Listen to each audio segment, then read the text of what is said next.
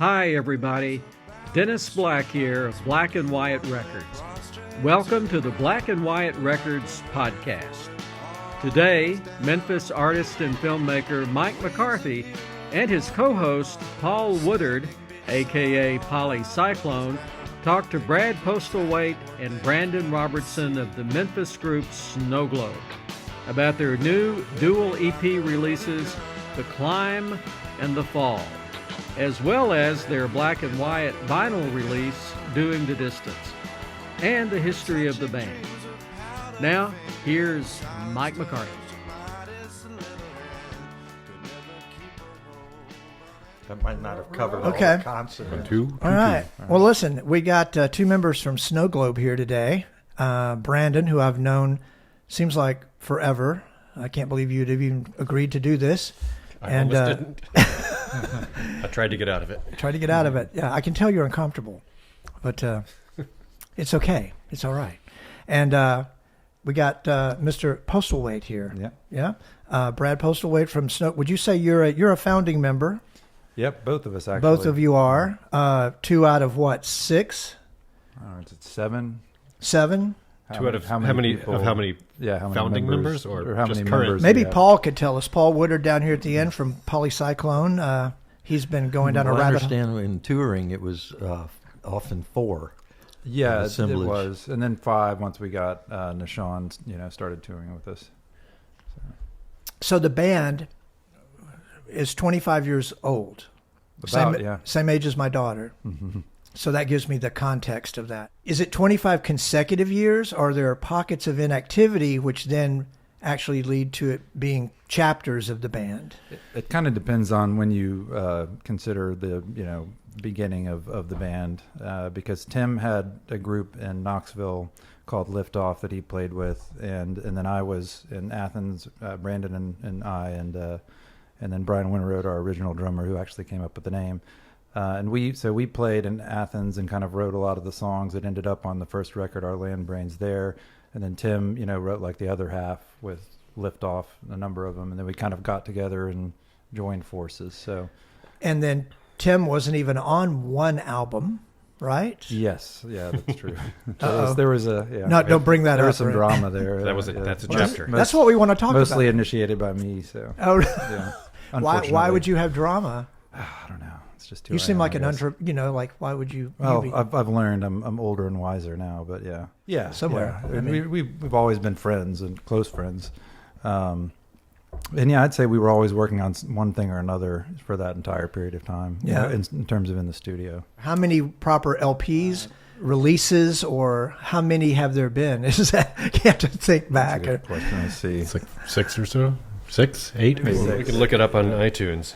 Now, is the Fall and the Climb your 8th and 9th contiguously, right? Yes, yeah, and then the Climb is an EP. In terms Is of it the length, fall but before the climb, or is climb That's after the way it fall? worked out. Yeah, I suppose. Okay. Were any of the other earlier releases EPs? Yes, we had one called "No Need to Light a Nightlight on a Night Like Tonight." I like that. That's the title. most indie rock title I think I've ever heard. Whose idea was that? Brandon. Really? Mm-hmm. I don't remember that being my idea. It was your idea. Oh yeah. I thought maybe that's why Reagan spent a year out or whatever. That- 8. It's 8 full lengths, 2 EPs. Okay. But you guys are have you ever been hated by the critics? Seems like you're pretty think well so. liked. We've had some critics make fun of us. Critics making fun of other reviews. So- So somebody said that this was the pop album of the year once, and some critics really latched onto that one and just ripped that one up. Play from the Bardo yeah. Records. Well- he took out a full page ad that said "Pop Album of the Year" with a question mark. A full page. I mean, Before- it worked. before It anyone got- had ever heard of us. It ruffled some people's feathers, so they wrote about it, which then kind of was Record. I think it was Land Brains. it was Our Land Brains. Yeah. Yeah. Okay. Was that the period where you were in $5 cover? No, that was before. That was what 2001, 2002. Okay. Yeah. Okay. Way before. Came out in 2002. 2002, I think, is when it came out. Recorded over from 99 to Yeah, 2001. There was, I think, when we were completing Our Land Brains, we were basically all. I mean, I didn't live there, but I spent all my time. Yeah. Well, the band was only 2 years old. We moved from Athens back to Memphis, and then Tim moved from Knoxville to Memphis, and then there was that house over on Evelyn. That's I'm when trying to think Tim and what I lived time together period there. that was. Is that when you lived with Jay Retard? Yeah, that was where I moved when I came back from Athens. So that would have been like 2000, 2001. Sound to us, and knew some of the people and played with some of the people involved in that. So. And when I say that phase of music, it's really a genre. What you guys are doing, how would you describe what you're doing? Because you always read what other people call it, but what do you call it? Right. We don't really call it anything. It's just we've had influences from all over the place, and we just kind of insert that into our music. I mean, I guess it's some kind of pop, kind of psychedelic Yeah. pop, I guess. But it's not real psychedelic I to don't me. really think of it as psychedelic. It's just really poppy. Well, but sometimes it's country. Sometimes it's like got weird, Yeah. I don't know. It's kind of all over. It did really actually get less psychedelic after that first record. That's kind of the only one. I was thinking about that. I listened to the new one today, and I was like, this is not psychedelic at all. There's no like weird shit flying through the my ears, And this is the new release. It dropped at midnight, I guess, today? I believe so. Or 4 a.m. Which maybe. was I off don't know. Climb or Fall? Need to Know. That's off Climb. So Need to Know, and this is the one I really zeroed in on, the piano line maintains sort of a conservative arrangement structure, while the horn and everything else kind of comes and goes and spirals around, sort of almost like a DNA strand around this straight piano riff. So if it was going to be psychedelic, I suppose that could be ascribed, but that's very, I don't call that, I just call that almost like jazz, really. It's more than psychedelia. Our earlier records were definitely went in that direction on purpose. Mm-hmm. We wanted to make it weird, Were you on drugs? Not really. Easier to put in the psychedelic aspects when you started adding synthesizers, or was it more psychedelic before you got to synthesizers? I kind of feel like that first record we were using home recording equipment and just doing it all ourselves, and we'd find weird workarounds to do what we wanted to do because we weren't using Pro Tools, I guess, was out then, but it wasn't really as widespread as it is now. And something about that, I think, lent itself to sort of it being more psychedelic and having this kind of interesting sound that the other records don't have. Yeah, I mean, we really just used what we had available to us. I mean, we didn't have great equipment. We didn't have great instruments.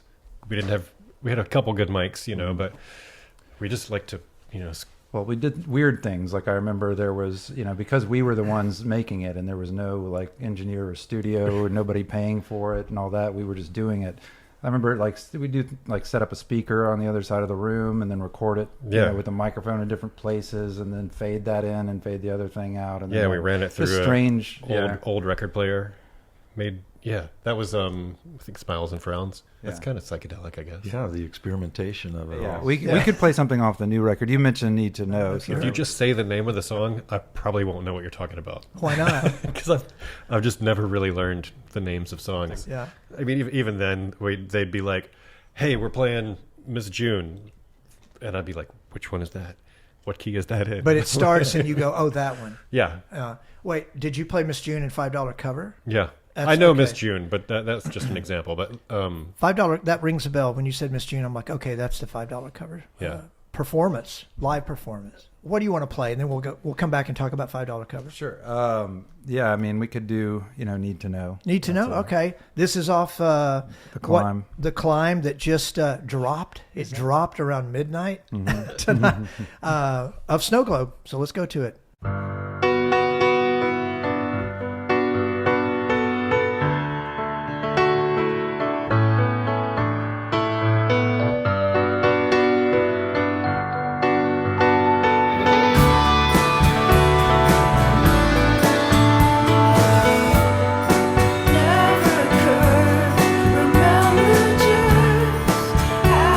Started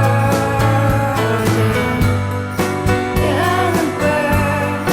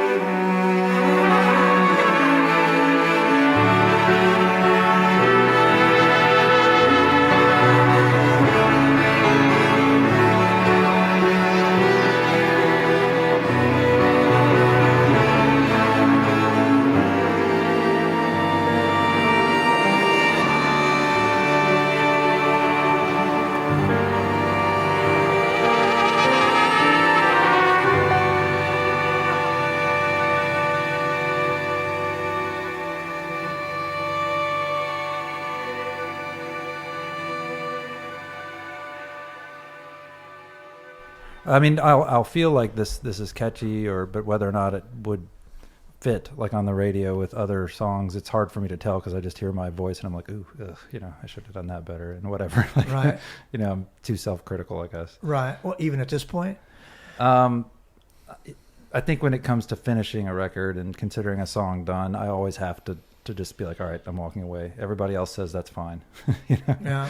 And Do you tend to want to overproduce? Yes, left to my own devices, and I sort of did that with the last record before this one, a little bit, you might say. We'll end up with thousands of tracks if Yeah. Brad is just left in a cycle. If you just let him get into the cycle, it'll just go and go. Toby and go. Vest and Pete Matthews, got involved with the last record and at High Low, and it was over there on Cleveland. And that Toby in particular, is we started that record before Pete joined, or before they joined forces. But Toby kind of got to know my issues when it comes to recording and how obsessive and sort of. I mean, it's fun though. It is fun to put a lot of tracks on a song and then fish through them and put kind of. It's like an art in and of itself, I guess. But yeah, so he would kind of reel me in, and then we've developed a good working relationship. And Pete got involved, and yeah, they're just the two of them have really been, I think, helpful in terms of helping to reel us in. How did you reach out to the guests that were involved in the making of these albums? It's mostly people that we met one way or another. Or people that we've kind of always been playing with. This record was recorded over a period of It was 5 15 years. or so It years. Some was- of these well, songs, oh, not geez. 15, but Some of 10. this, yeah. Some of them are real old. They date Okay. back to, you can pick different records, like the Oxytocin record. Mm-hmm. Some of these songs came from that era. They were just, we didn't end up It was- using them then. It was We just had actually them. Okay. yeah, some of the songs actually date back to before the Easily Fire.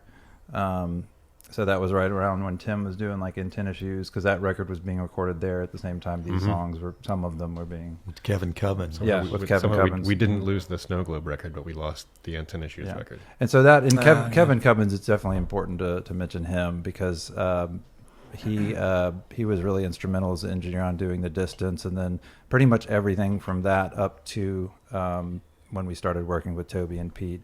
And that wasn't like a decision to go away from Kevin because we love working with him. I think he was just getting really busy with a lot of other things. But yeah, sick of Kevin our Cubbins shit. is kind of. We've always had, I think, when it comes to the studio, like a producer type engineer who's kind of like also feels like a member of the band, and Kevin was that during those eras, during those records, and then Toby and Pete, feel like that now.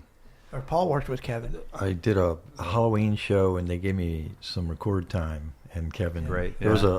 a party there. Mm-hmm. It was really fun. So he actually did, he did the engineering on a number of the songs on this record initially, and then we kind of went back and added some nuances and did some things. Other people that from back then that played on it, Mark Gudger Stewart and Paul Taylor did some drums on it. But you're saying that Kevin came in and mixed all the stuff together, or He was just He the was original the original the original guy? engineer. Okay. So being the original engineer, he created sort of a tonal sameness or a quality that made it cohesive. That, and it also, I believe, almost entirely was recorded in that Easley building. Yeah. So Wow. because initially it was Easley before the fire, and then Easley after that. The fire, we managed to salvage a lot of the tracks, and we continued to work on it there. Then it kind of sat on the shelf for a while, and when Pete and Toby moved from Hilo over to American Studio, which was in that building, we started working on it again.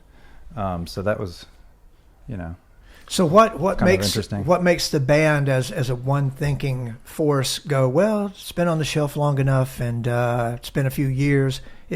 Who starts that conversation, and who carries that ball? I don't know. I think with this record, I think I just called folks and found some funds to use to pay for the studio time. So money There's like really a- gets the conversation. That's yeah. I mean, there's a certain level of, I suppose, leeway that an engineer or producer might give us just simply because we're working so much with them. But yeah, Can you tell me a little bit about that experience? I guess you'd say half of working on this record that occurred more recently from about 2018 until now, right? I think it was a cool experience. It was nice being back in that room, working with Toby and Pete. Really in many ways the same environment that the record was started in with Kevin. So and this was an smooth. American Sound. It was, but it was located in the Easley building. A lot of people may not understand that. How did that work, or why did they decide to reuse the name and so forth, or do you know? The building itself was designed to be a studio, I believe, from the ground up. I think when it was built a long time ago. The story is that it's the first building in Memphis that was made to be a studio. Okay, yeah. Mm-hmm. First studio that was that wasn't an old theater or a bookstore or something like that. Yeah. Mm-hmm. This is Easley's that burnt. Well, there was a fire at one point, but they recovered from that and continued afterward. Okay. There was just some music was lost when that happened on this record, but Kevin actually worked his butt off to recover it. Mm. So cool. Yeah. So all this span of music that's covering years for The Climb and The Fall, how did you separate songs for The Climb and for The Fall? Or what was the thought process for that? We had several different orders that we kind of tossed around, and part of it was looking at what songs seemed to transition well into others, and which songs seemed to flow. And in terms of separating it, that's kind of where I stepped back on some level, and I felt like I was too close to it at that point to make decisions about cutting songs and leaving them. So there were a few songs that got cut entirely, and then some that were intended to be kind of put aside for whatever the next thing we do is.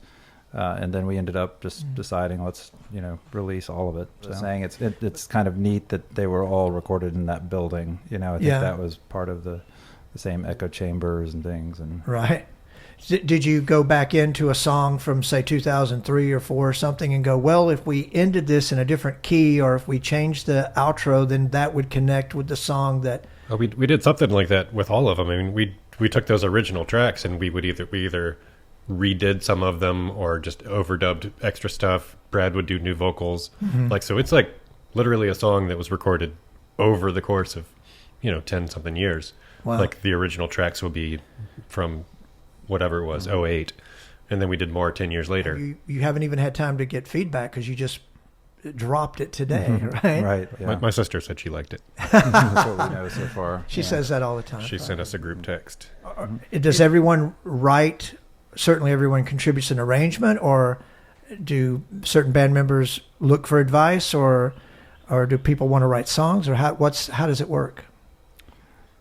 I guess maybe a little of all of that. That period of time, like 2018, 2019, when we were in the studio, it was a lot of times all of us there. If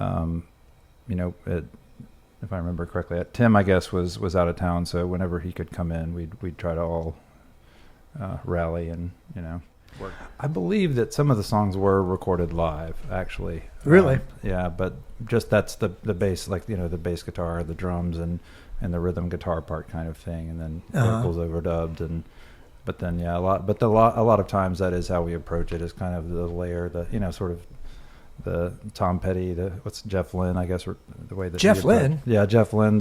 I don't know, just read about how they recorded a lot of those songs, and it's kind of similar, where they just get like the drum track and then they move on to the next one, and none of it's like recorded live. It's all just I would say probably a majority of Snow Globe's catalog has been done that way. Yeah, I guess so. The song of mine that I think I probably am the proudest of on the record would be I think it's called Beastly Blob. I'm sort of the same as you. It's probably my favorite.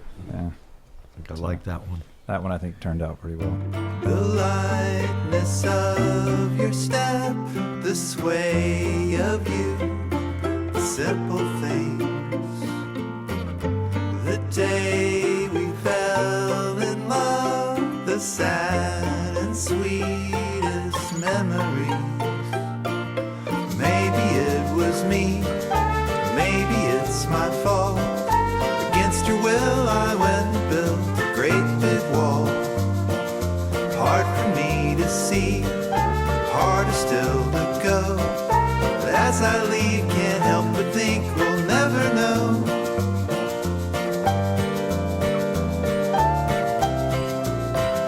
Now just look what you've become.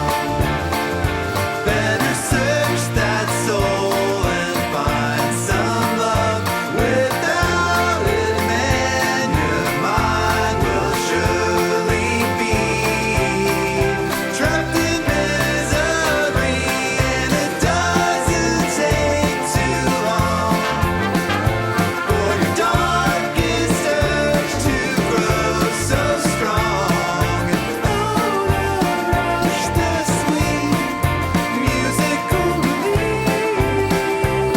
You'll feed and feed like a raging rabid dog, like a salivating beastly blob, a killer on a spree, escalating themes beyond his wildest dreams, till that day of reckoning comes.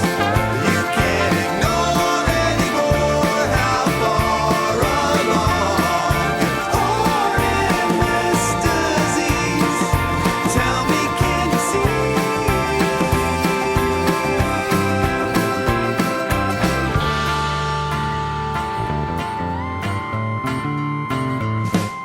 The lightness of your step, the sway of your hips as you leave. The day, the magic left, the soul, the heart, the simple things. Maybe it was you, maybe it's your fault. Against my will, you went and built a great big wall. It's hard for me to see, hard still to go. But as I leave, can't help but think we'll never know.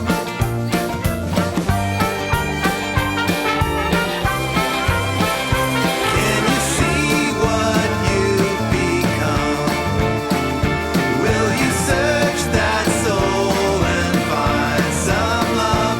Without it, man, your mind will surely be under lock and key, with your love and conscience gone, with your long lost sense of right and wrong.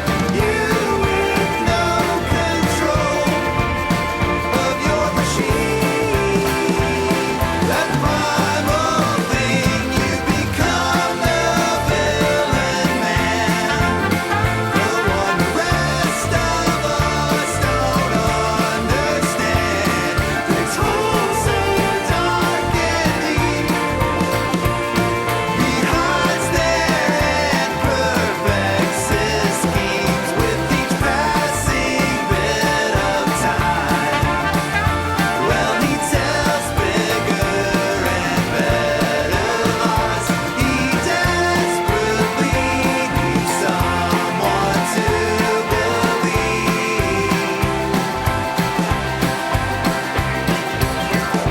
The lightness of your step, the sway of you, the simple things.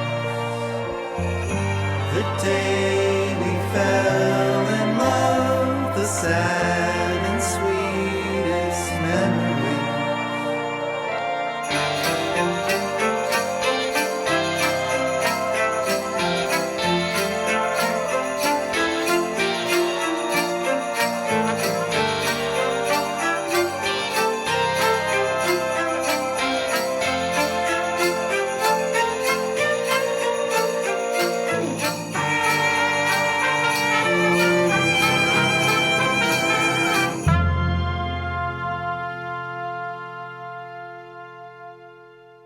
What determines the tone of the songs that are on the Fall and what are on the Climb? It kind of feels like all one record to me. Well, now that you have all the songs produced, will that make it easier? Does it make it easier for you guys to get together with your the group that you have with Neshawn and playing and all to perform I mean, I would love to. It is difficult to organize it, but Nishan, he said he picked up his horn and said he's been playing it some, and we haven't really discussed it. It does keep coming up, but you know, I mean, I don't think anyone's against the idea of doing it. It's just that we've tried multiple times and it's been difficult. It's like if we're going to do a show, you know, we're not going out on tour. We're not doing multiple shows in a row. It's the kind of thing we have to rehearse for a month. Right. You know, it's a new full-time job for that month leading up to it, and it's just kind of hard to do that right now since we all have our own. Right. You know, Tim's got a record label. He's in other bands. Brad's a doctor. You know, I do my thing. We all, you know, we've all got stuff. Yeah. You know. Yeah. You brought us a song by Tim Yes. Reagan. What's it called? Long time coming. Okay. And why is it Tim here tonight? Oh, you know, he was going to fly in, but Was he going to fly in for the podcast? I think he missed the flight. That's what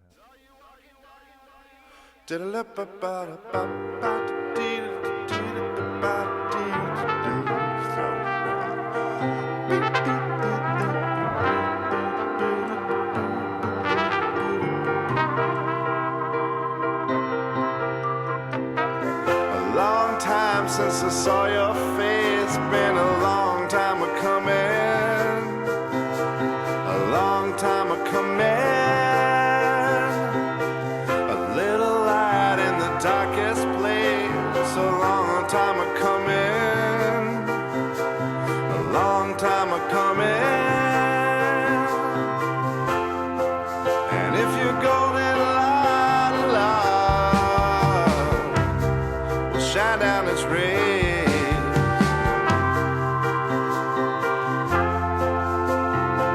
And I will be all yours. I won't walk away. The park bench, the world's a place that you put your hand out for me. Showed me something could be. A long smile and a deep embrace, a little growth and I got it. Little growth and I got it. Sometimes it takes a rainy day to miss the sun.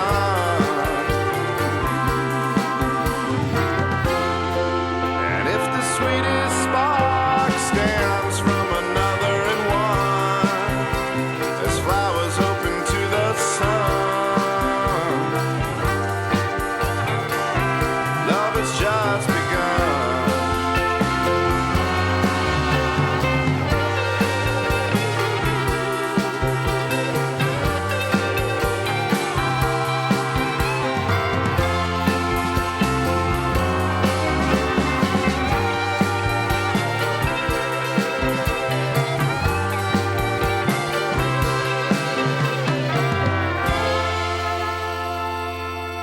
Ah, boys, I'll skip the bar and come home early. There's someone there I'd really like to see. Well, oh, it's been fun and thanks for having me along. But it's time for me to make new memories. Oh, life had never ever been so lovely. And waking up was not a chore at all. And everything was possible and open. Oh, plans were made for summer, spring, and fall. Well, I couldn't write for shit, but I had done commit to something that was bigger than myself. Oh, love was in the air, and I without a care.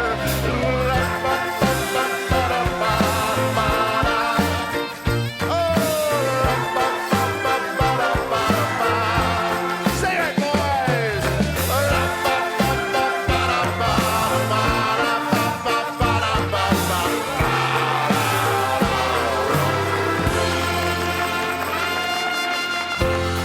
Saw you walking down the avenue, but you didn't see me watching you. You convince yourself that you weren't alive.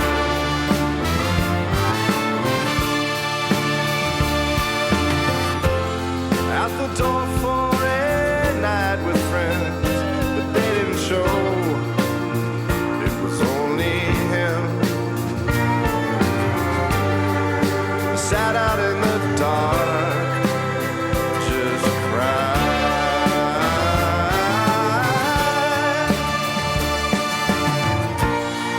But when I said I do,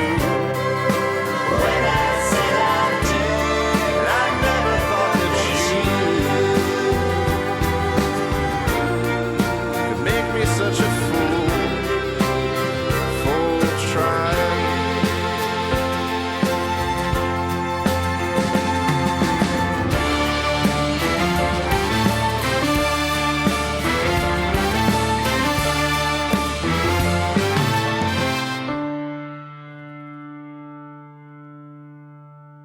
All right, we're back. That was Tim Reagan with Long Time Coming. And is that on The Fall or The Climb? That's on The Fall. Okay, so we might as well play a song from this record, right? So you want to talk about this, the Black and White release, since this is a Black and White podcast after all. During that period of time, it's sort of these two records, our Land Brains and this one kind of represent an era of the band where we were always together, playing, practicing, hanging out, and then going on tour. So it was probably the most cohesive period of time, in terms of the existence of the band. This was recorded with Kevin Cubbins. This was the follow-up to Land Brains, so like everything right up between Land Brains and this was all written in. So what Black and White provided for you was a way to have a vinyl copy of the follow-up. Oh, yes. So this is your sophomore very, very release. grateful. Yeah. Our pleasure. Yeah. So this was a sophomore release, but these songs might not be included in a current set list if you were to play again. Actually, we do play a number of them. Yeah. Loaded Gun, Miss June. There's Regime and Rock Song. I think we still play both. Yeah, we've played both of those at just about all of our shows, I'd say.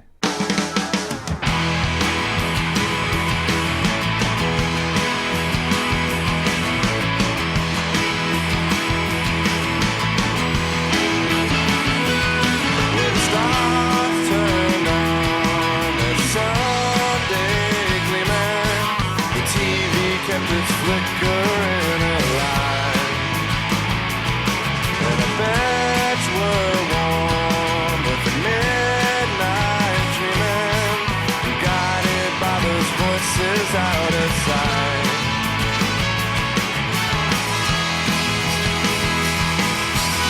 But there's been a hope for new direction,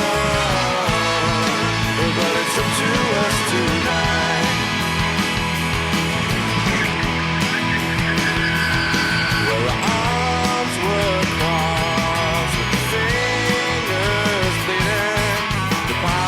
People filled up in the street with their heads held high and the voices reeling. The chorus held throughout the night with peace.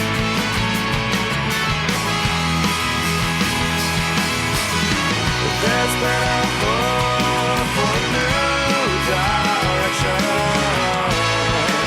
but it's up to us tonight.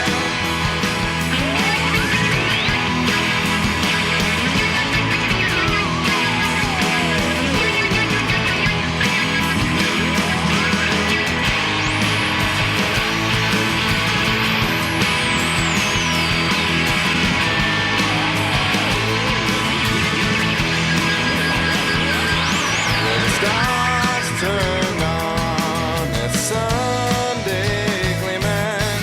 The TV kept its flickering alive, and the beds were warm with the midnight dreaming, guided by those voices out of sight.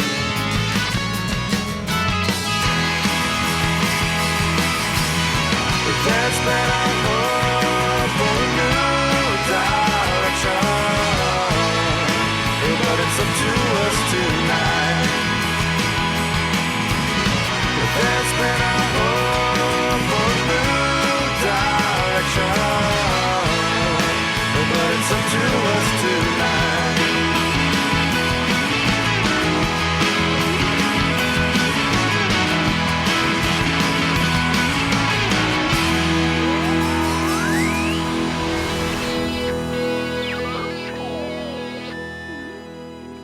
was. I don't think it was our idea. I think it happened after the $5 cover thing because there was talk about doing like spin-off shows or something.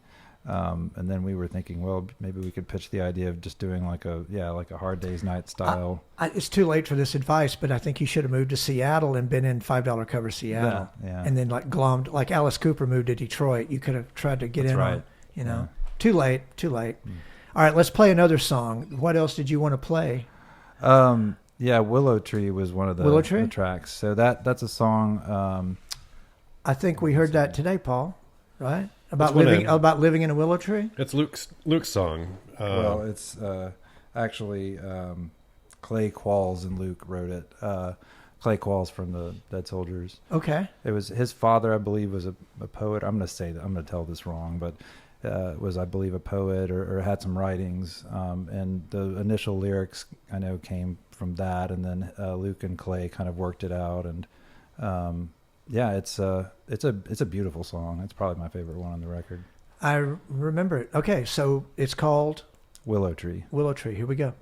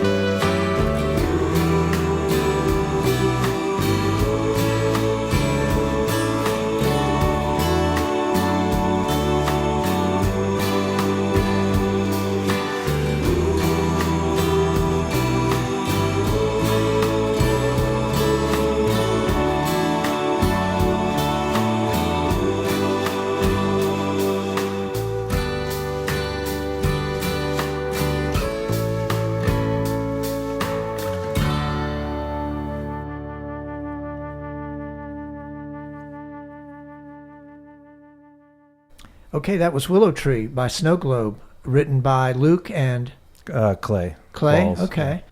There was a period of time where we kind of started to head in a country direction. I guess it was after Doing the Distance, maybe. I don't know if we were, I mean, yeah. That we were talking about trying to make like a, you know, sort of... I don't think we were trying to head in a direction. It's Sweet like Heart what we were saying Radio. earlier.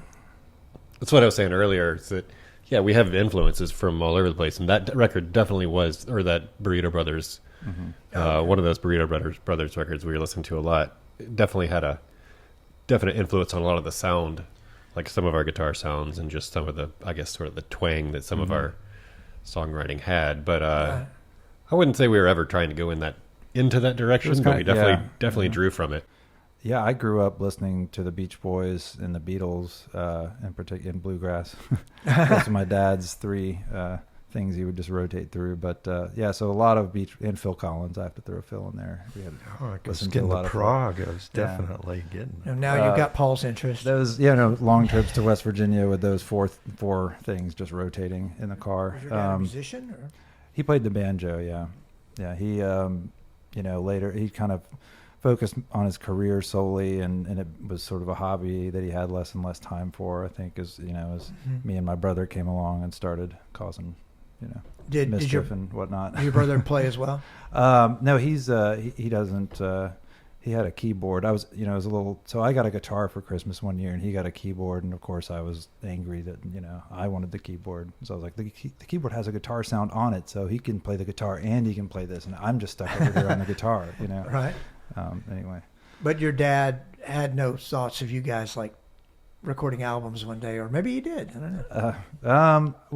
I did try to play with him. Actually, my buddy Blair Combest and I tried to play with him one time, and I think he had not played the banjo probably in like 15 years. We got him to record on something once, though, didn't he? And maybe we did. Yeah, it was adorable because he got nervous. He was getting nervous because he was like, because he used to be really, really fast, and he was kind of like Foggy Mountain Breakdown fast. Yeah. And you can't fake bluegrass. You can. Why? Fun fact: the Boso, the Kickdown. That's the album title. Yeah. But we always have other names for it when we play them live. That's our live show version of it. It's called the Bluegrass Song. It's what we've always known it as. But when we put out the record, we decided we needed to give it a name. Right. So it's called the Boso / the Kickdown.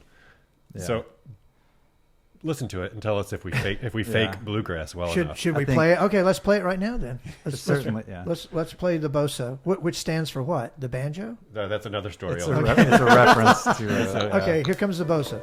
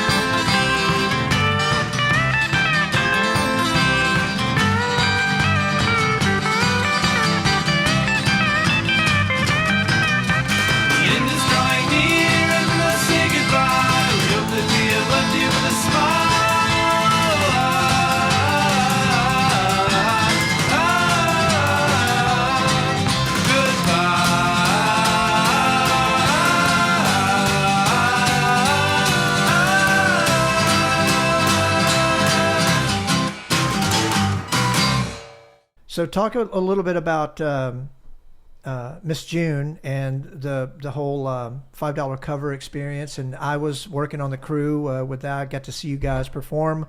Brad, I even got to see you act. Yeah, that was. You played a doctor. Yep. Mm-hmm. That was also a studio engineer. Yeah.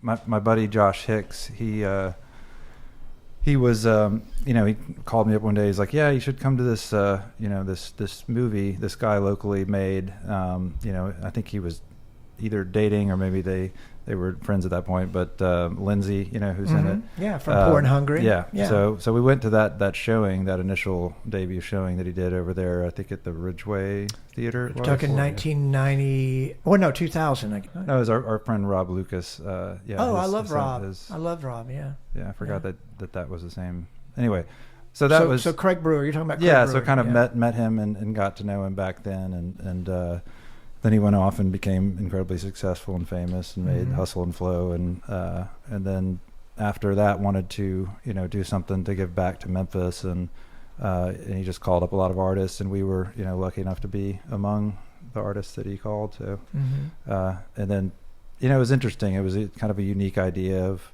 writing a storyline but allowing the actors to play themselves and kind of come up with their own dialogue. We'd meet with them ahead of time, sort of plan out the general gist of what the dialogue would be. And so, anyway, it was my only experience really ever with acting. It was kind of fascinating.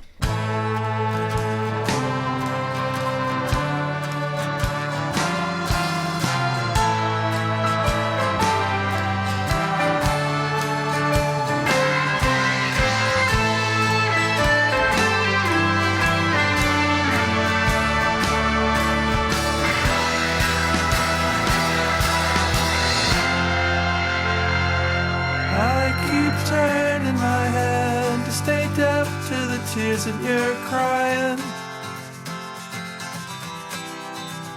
I get lost in a dream, I dream to forget that I'm dying. So I had a dream, I had a big distorted dream. I can see that it was crushing everything. Oh, these holes in my eyes, so polluted and blind, pass right over the things they don't want me to find. So that beautiful dream, it just flashed on the screen and was gone in the blink of an eye. And that voice, soft and sweet, stopped its rolling and ringing and retreated to a cave in the sky. And I don't think Mrs. June will be waiting outside. No, someone told her the truth, now she's packed up and waved goodbye.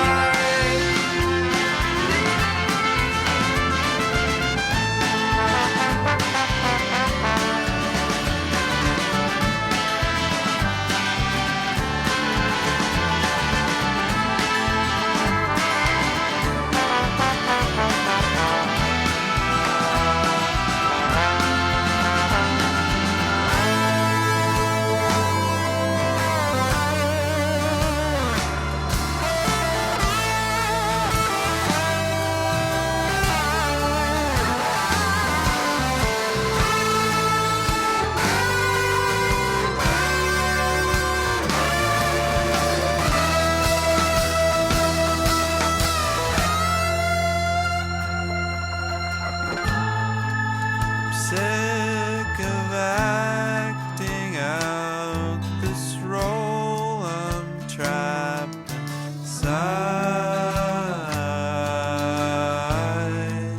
It speaks no meaning, only blinding props and lies. The dance round distracting as this cracks behind our smiles.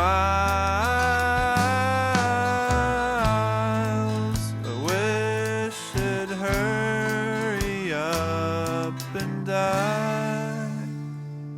Yeah, I mean, MTV was paying for it. yes, So. yes, and we also met some MTV people and had some song placement in other shows around that same time. Okay. And I think $5 cover and all of that in general did boost our. That's right. That 33 and a third song got on that My Life is Liz show. Yeah. Did you know about that? Yeah.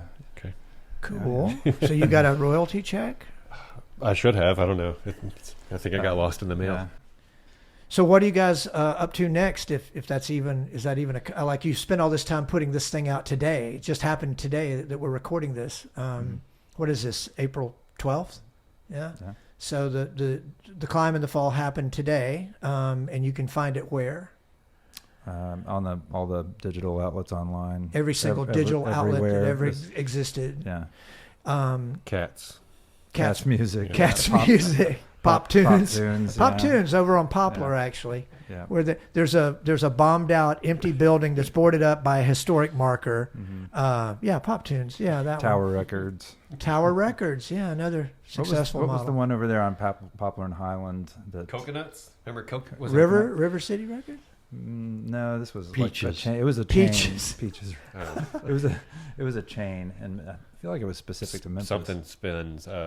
Yes, Spin Street. Yeah, Oh that God. one. That whole. I've heard that whole area is going to be demolished. Really? Yeah, because it has to be. It can't be converted into whatever Yeah. failed next concept is going to happen.